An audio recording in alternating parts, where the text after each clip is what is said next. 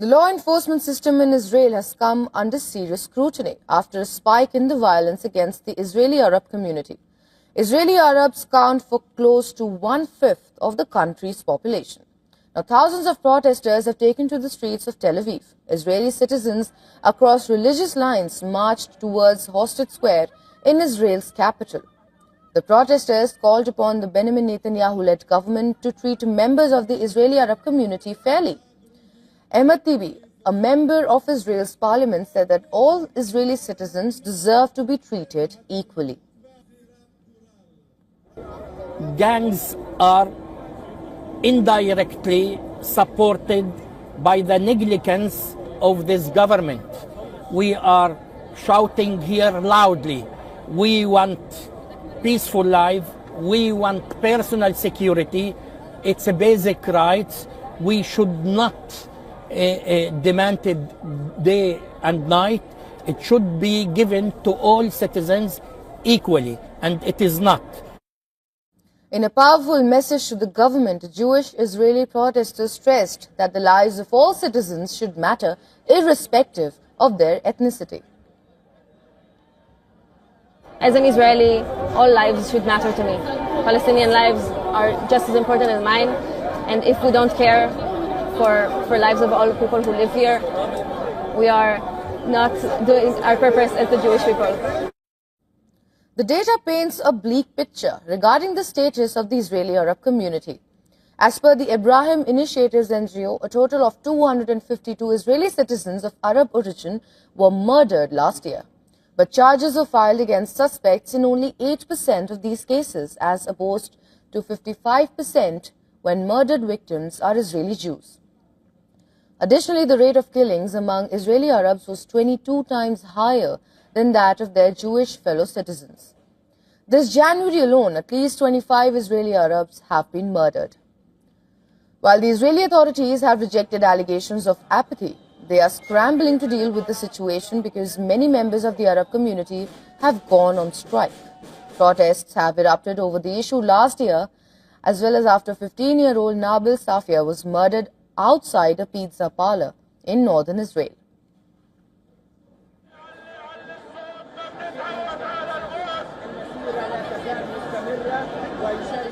Protests against ICE in Portland continue tonight, with hundreds of people marching to Portland's ICE facility tonight. Good evening, and thanks for joining us here for the 5 o'clock news. I'm Ward Jollis. The protests are part of a nationwide movement this weekend, all against the Trump administration's immigration crackdown, especially in the wake of the killings of Alex Preddy and Renee Good in Minneapolis. Fox 12's Julia Lopez is following along with protesters in Portland tonight and joins us live now. Julia, how are things looking? We haven't seen a protest in Portland like this yet. Protesters started at City Hall downtown. Hundreds of people gathered at City Hall listening to speeches, making their voices heard downtown. About half an hour ago, we started marching alongside them, and they are still going to the ICE facility. Right now, we're on South Moody, probably about a mile away from the ICE facility. Chants, signs the entire time, and as you mentioned, there's a lot that protesters are discussing right now. They're enraged about ICE activity in Minneapolis with the killings of Renee Good and Alex Preddy. They're also calling for a revocation of ICE's permit here in Portland, which is something that we've been covering here on Fox 12. You should be seeing some scenes from City Hall earlier. Again, we heard speakers speaking to all of these issues. I did talk with one of the organizers of this protest, with Portland Contra Las Diputaciones. She told me that there's been a growing momentum since June, since protests started at the ICE facility in June, and since federal officers began escalating these events with the use of chemical munitions. I think the more that we see that they're escalating their violence, ICE has been escalating, we're also going to see the people become more outraged and come out in the streets in more numbers. So I think the rallying, we have to fight back together.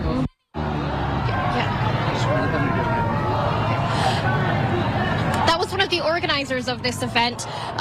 Again, we have been talking about the chemical munitions seen at the ICE facility quite a lot, and yesterday that was something that was deployed extensively, facing some controversy online. As you can see, children in the crowd, and there were children protesting at City Hall today, though I haven't seen any marching to the facility now. I'm told yesterday was one of the most difficult days as far as the use of tear gas at the facility goes.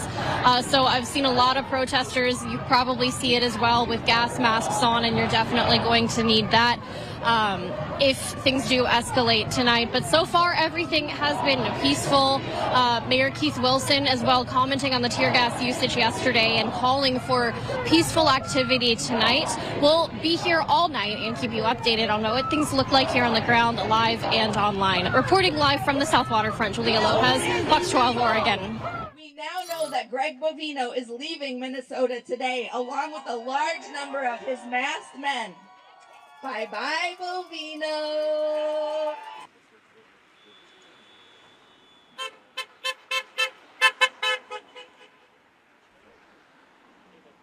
Bye-bye, Bovino. Bye-bye, Bovino. Bye-bye, Bovino. Bye-bye, Bovino. No more Minnesota noise. No more Minnesota noise. Minneapolis will strike. Ice out. When do we want it? Now. What do we want? Ice out. When do we want it? Now. Right? Let's hear about Friday. Shut it. Ain't no power like the power of the people, because the power of the people don't stop. Y'all, I love you. Make some noise. Stay warm. For Anna, get some noise going. Jump in, move in, move in, and get warm for Anna. The people united can never be defeated. The people united can never be defeated. Shut it down. Shut it down. Shut it down. Shut it down. And we know. And we're going to expand it, folks. We shut it down Friday, and we're shutting it down this Friday. Isn't that right, Minnesota? After the release of Liam and his dad, protests continued in Dili today. The League of United Latin American Citizens, or LULAC, demonstrated outside the detention facility earlier this afternoon. Keishath Pachata Pope joins us live from that facility. Pachata, those in attendance say although they're happy Liam and his dad are home, this is just one of many similar cases they're protesting against. That's right, John Paul. There were a little more than 100 people out here. Things a lot more quieter right now. Those protesters were calling for the release of all the children still being detained inside the detention center here in Dili and in centers across the country. Now, the protest by LULAC today came hours after Liam Ramos and his father's flight from Texas had already landed in Minnesota. But LULAC officials say they needed to double down on their intent to protest today.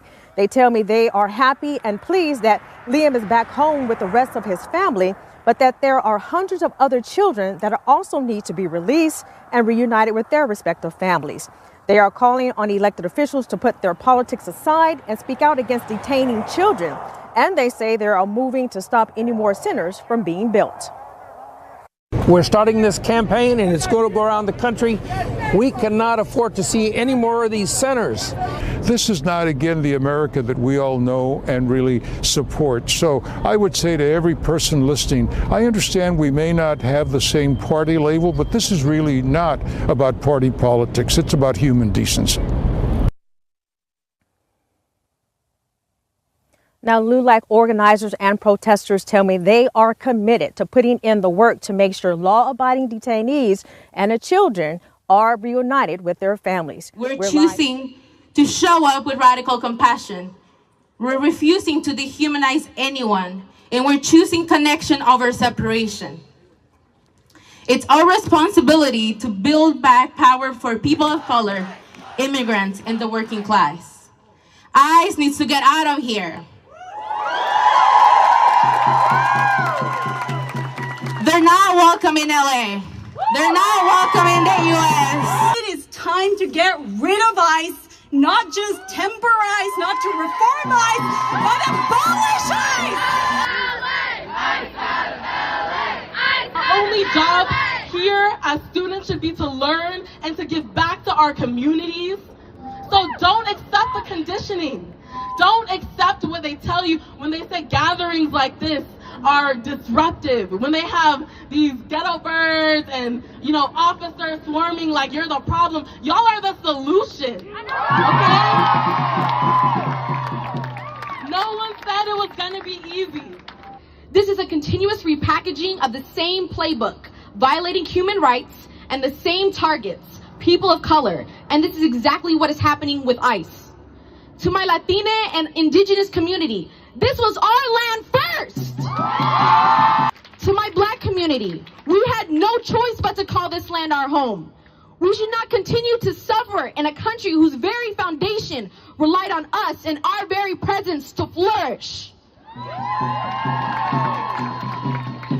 And this is not an event going on in the world. This is your life. This is my life. This is our lives at stake. Say I don't really feel safe. I feel over-policed, if anything. I feel like the presence of police during this protest that was completely peaceful was not necessary. I feel like we need our administrators here. We need the regents here. We need people that are decision makers, stakeholders to come here and to listen to our needs and our concerns. Oh, this is not a safe situation. It's not a safe situation, obviously, when people can just kill you in the street.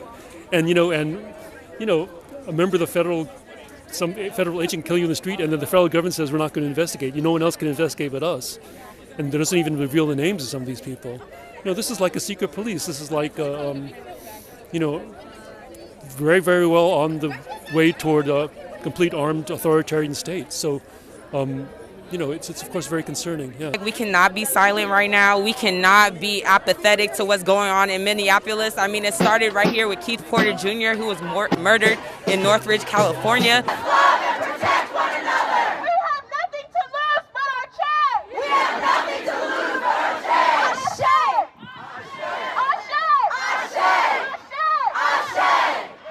Ashe. The best ways to keep yourself safe is to reach out to your other students and reach out and form organizations. Look at the people in Minneapolis. It's super, super impressive, and they're keeping all the rest of us safe. They're making it harder for, Trump to do the same thing in other cities. So this population that came out to support is just a fraction of who should be out here. All students should be out here. This is what America looks like. This is exactly what we want to see. This is the diversity on campus that exists and who we should be listening to. I feel like this is only the beginning. Hopefully we see more non-people of color come out and speak out and realize that just because this may not affect them directly, that it does affect them and their neighbors. And that's what's important. Stop the capitalism of people believing that there's hierarchies, because at the end of the day, we're all people.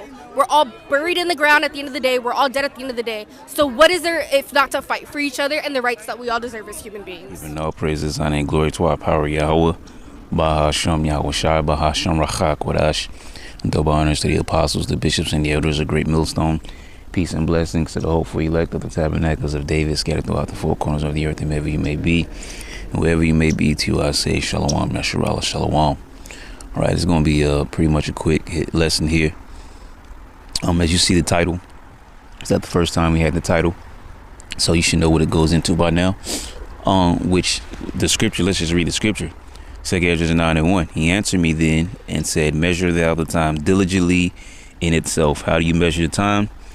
The things that are going through the earth, going on in the earth, filtering them through the scriptures. That is how we measure the time diligently. Now, we don't know the exact day and the hour, all right? No one knows the day and the hour, not Yahweh Shai, nor the angels of heaven. The only one that knows that true, day of the Lord is the Heavenly Father himself. But we've been commanded to watch as well as pray. Okay, what's that? 1 Thessalonians chapter 5.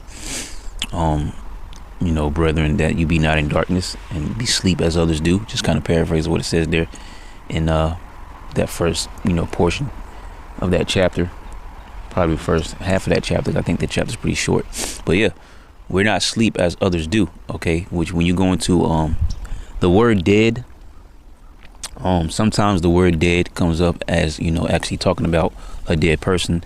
But then sometimes when you go into the definitions and you go into the word dead, it will be referring to spiritually dead. So those that have not received the love of this truth, like it says in 2 Thessalonians chapter 2, who receive not the love of this truth. So those are the ones that are in darkness. But we see the day of the Lord approaching. We see the end of this man's empire. Okay, and seems like it just can't come fast enough. But you know, we don't like rush the Lord like a push. But the scriptures do say, give him no rest till he make Jerusalem a praise and a fame of the earth. All right, we do that by glorifying and magnifying his name. All right, doing the work, putting our lessons up, and very major things, praying to the Lord. All right, begging the Lord, throwing up our curses and things of that nature.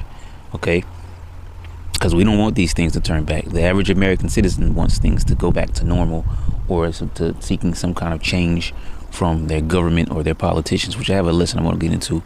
I want to knock it out later as I get back to the house, because it's been sitting in my my files, so I don't want to get too old, which you really can't given the times that we're living in. But I mean, I really do want to get that out. But yeah, people are seeking for a solution through the politicians, through the government, through voting, through whatever else, through protesting, and it's not going to do anything. It's not going to change anything. And what we're seeing right now is part of biblical prophecy fulfilling itself. Uproars of the people. Let's keep reading. It says, and when thou seest part of the signs pass, which I have told you before, Matthew 24.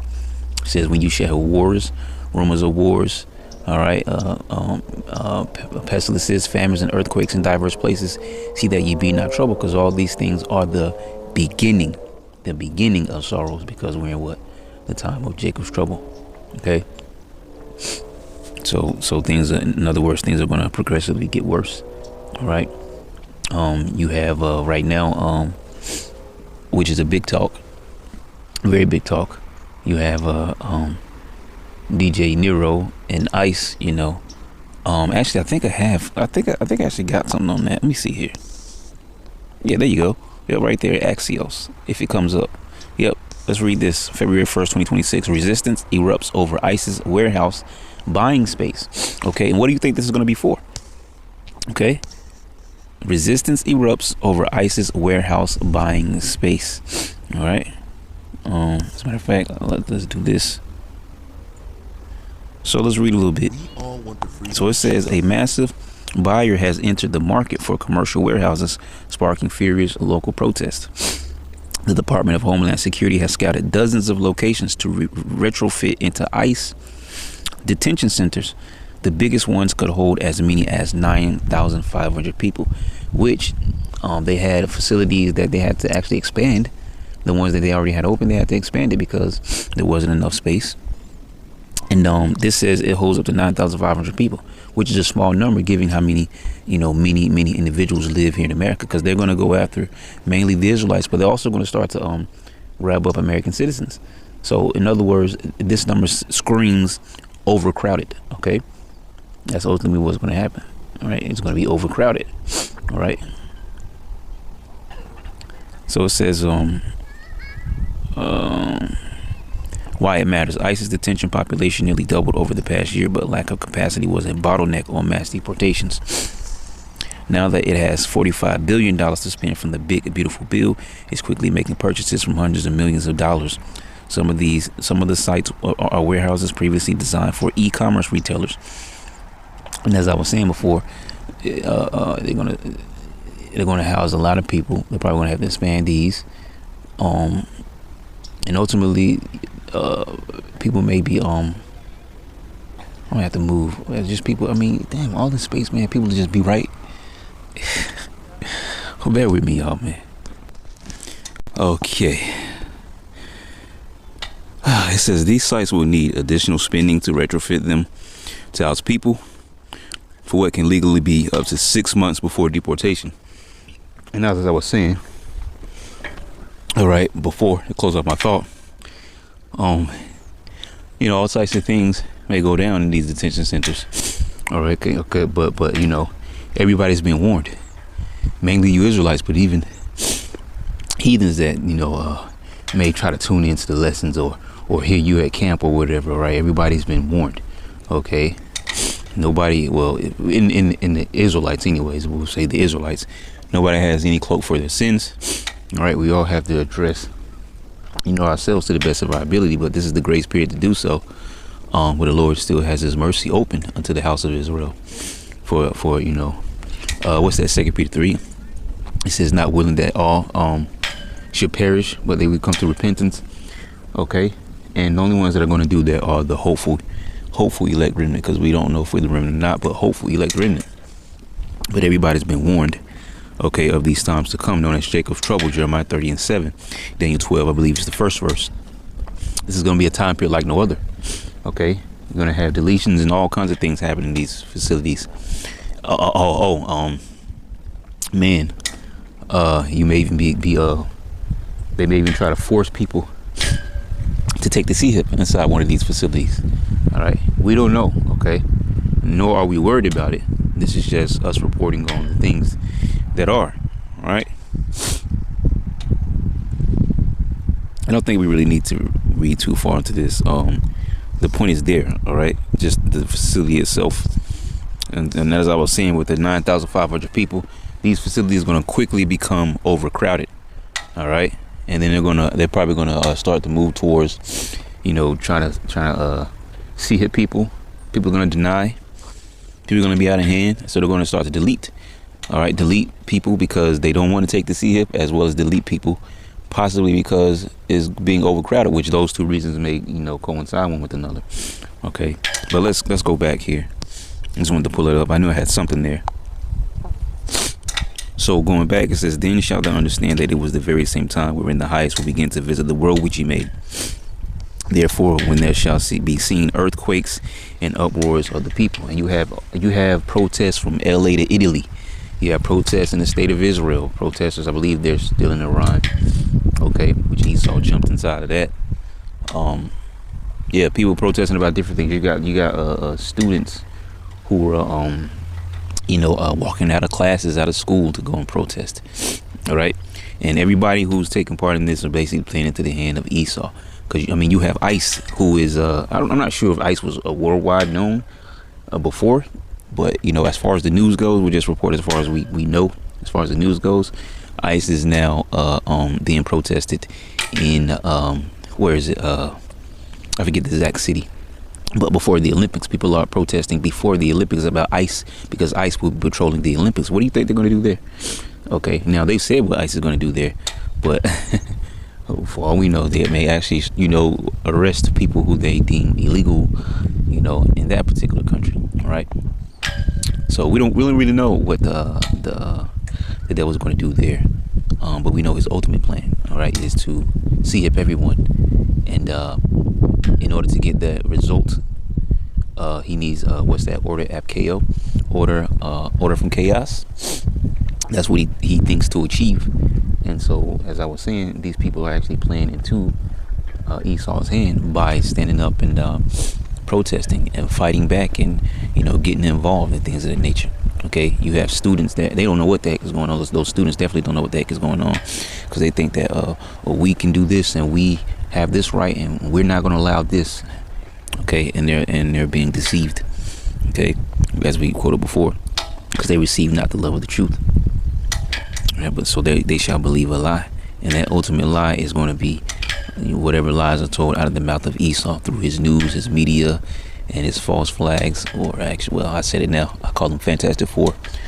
Okay, FFs. All right, but you get the point. All right, all kinds of deception.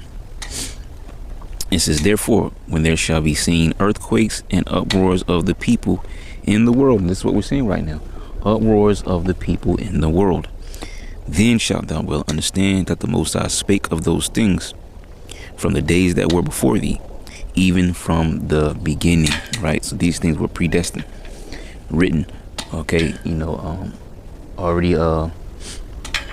meant to be in effect before even the Lord made Yahushua. He knows every little step, okay, of everything. This is his whole process. All right, would not the director of the movie know the script when he wrote it?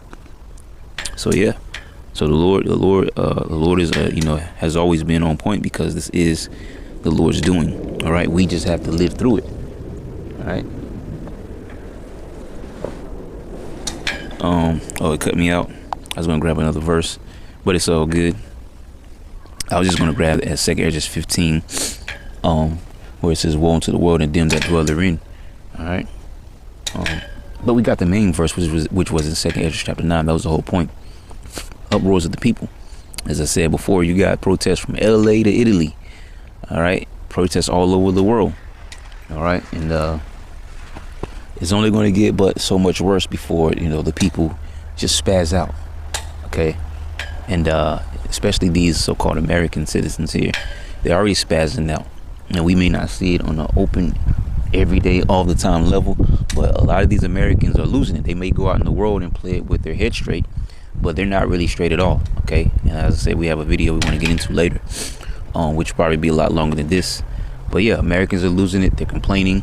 They don't know what to do, and it's going to get bigger than Babylon. All right, because Jacob's trouble, that boiling pot of Jacob's trouble will be Babylon the Great, but it will be a worldwide thing because you have Israelites everywhere, and you have judgments that are going to go out all over this earth. And you see a portion of the Lord's prophecy playing out with the uproars of these people. But I'm gonna leave it at that.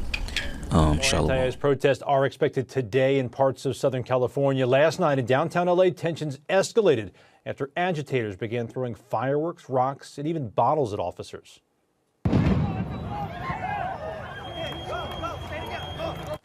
Take a look. New video this morning shows a brief police pursuit that ended in a crash tied to the protest. Police say 50 people were arrested, mostly for failure to disperse, along with arrests for assault with a deadly weapon and vandalism. Several streets near the federal building were closed overnight, but have since reopened.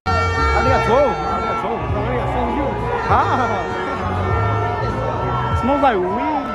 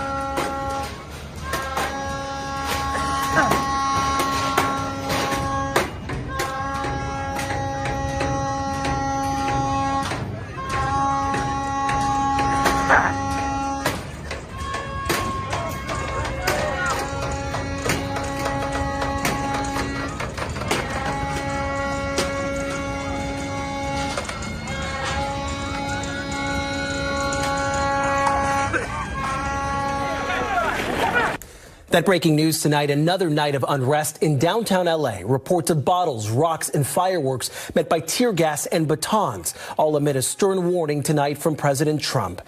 What started as a peaceful protest against ICE becomes night number 2 of tensions boiling over. I'm Jonathan Gonzalez. I'm Kathy Vara. Just in the past half hour, we have seen dozens of people detained by LAPD. Our News Chopper 4 has been up over the scene all night. About 5 p.m., people started squaring off with federal officers in front of the federal building. Hours later, around 9:15, the LAPD issued a dispersal order and declared an unlawful assembly at 9:20. At 9:40, we saw fireworks. And now News Chopper 4 is up live overhead. You can see the LAPD officers still separating and detaining groups of people. This is at Alameda and Temple. It is much calmer now, though, than just an hour ago. We'll continue to monitor this overnight. We'll bring you updates as soon as they come in. Hell yeah!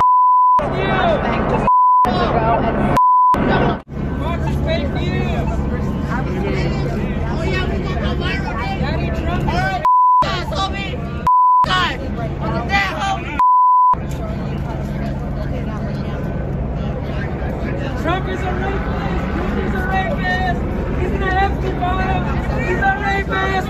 Trump is a rapist! Fox News is fake news! Trump rapes little children! Trump rapes little children! Yeah, for the fascist! Trump rapes little children! Fox News is owned by Israel!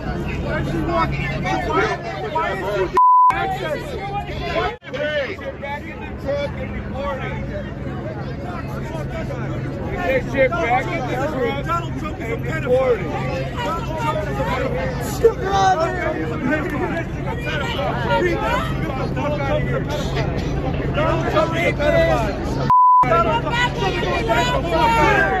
What are we doing? Fox News right there.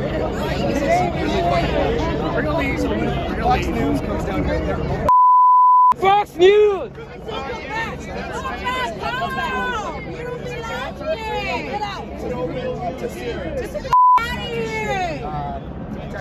Nobody wants you here. Very different. I mean, you gotta understand that you are safe here. Not Fuck out of here.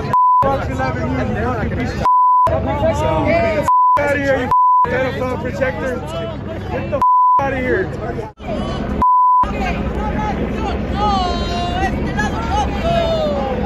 Secretaries of the Los Angeles Police Department, you're all subject to arrest for 409 PC.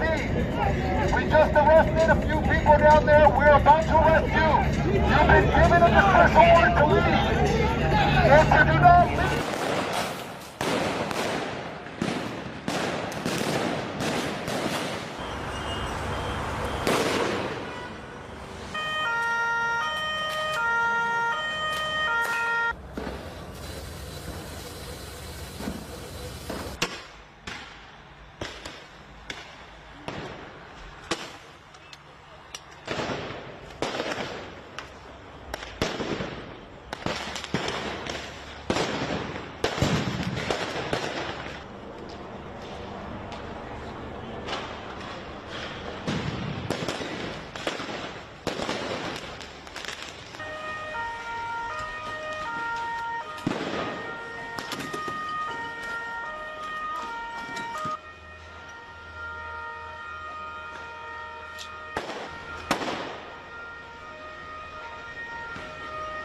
ask you about that because it is one of the things that Democrats want to require. They want to require immigration agents to get warrants signed by judges before executing arrests or searches instead of those administrative warrants. A federal judge in Texas just yesterday, Senator, slammed that practice, and he wrote, quote, "Civics lesson to the government. Administrative warrants issued by the executive branch to itself do not pass probable cause muster.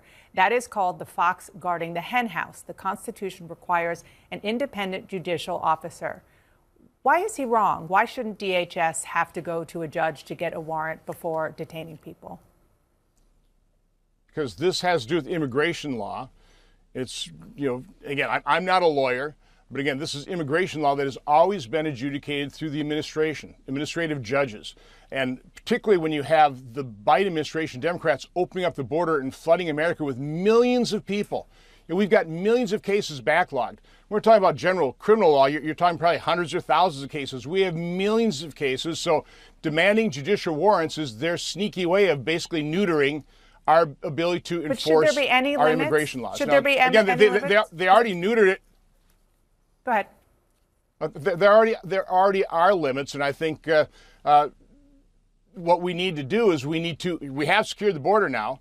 We need cooperation, state and local governments, when they've detained a criminal that's committed violent crimes, whatever, they need to notify ICE and leave that individual in jail so ICE can pick them up in the jail where it's safe for everybody concerned, as opposed to sanctuary cities and states that don't cooperate with ICE, release illegal immigrants that have committed crimes to further prey on their societies. Senator, I think part of the issue has been that ICE is casting such a wide net to include many, many people who don't fit the description that you just made about, hardened criminals.